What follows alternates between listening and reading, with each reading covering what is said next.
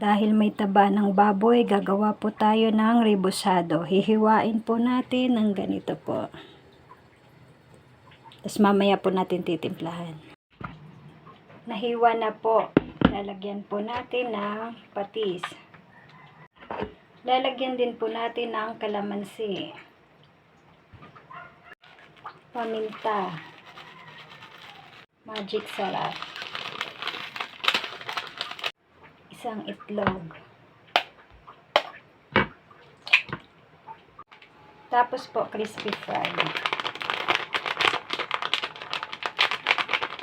Hahaluin po at ibababad po muna natin ng mga 30 minutes.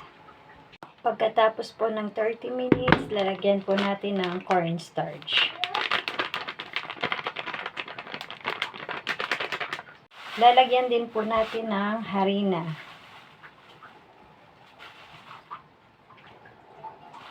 Tapos po, hahaluin.